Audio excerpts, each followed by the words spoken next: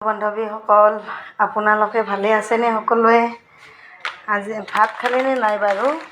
মই কিন্তু আৰম্ভ কৰিলোঁ। এইটো চিকেন বনাইছোঁ।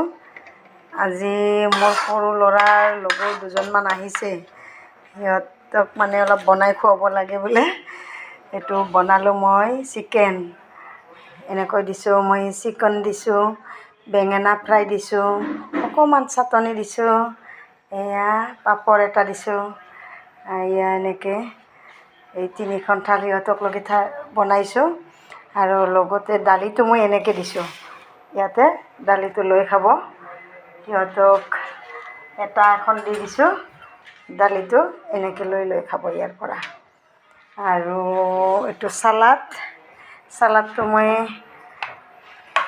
দি দিম কাঁহীৰ থালে থালে ছাইডত। মই ৰেডি কৰা নাই, সেইটো দালি ৰেডি হৈছে। এনেকৈ থালটো সজাইছোঁ।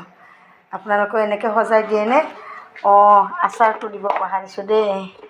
আচাৰটো দিম বাৰু, মই অকণমান আচাৰ দিম। আৰু নেমু দিম, জলকীয়া। নেমুটো বাৰু ডাইনিঙত সজালেই, আপোনালোকক দেখাব নোৱাৰিলোঁ। অকণমান বাঁহৰ গাজাৰ চাটনি দিছোঁ মই। আচাৰ চাটনি নহয় বাৰু, চাটনিটো মই ওলকবি বন্ধাকবি মিক্স কৰি বনাইছোঁ। খুব ধুনীয়া হয় এইটো চাটনি। এইটো মই এনেকৈ আচাৰ অকণমান লগত দি দিছোঁ। ভাল লাগিলে আপোনালোকে লাইক কমেণ্ট কৰিব। আৰু যদি মোৰ হাতৰ আপোনালোকৰ খাবৰ মন থাকে মোক কমেণ্ট যোগে জনাব। আকৌ আহিব, মই বনাই ৰেডি কৰিম। অৱশ্যে অকণমান ৰাতিৰ ছাগলী মাংস আছে, ইয়াৰ লগত দুপিচ দিম বুলি ভাবিছোঁ।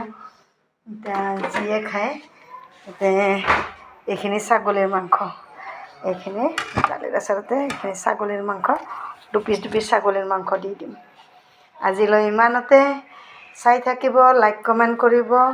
আজিলৈ আহোঁ, বাই বাই।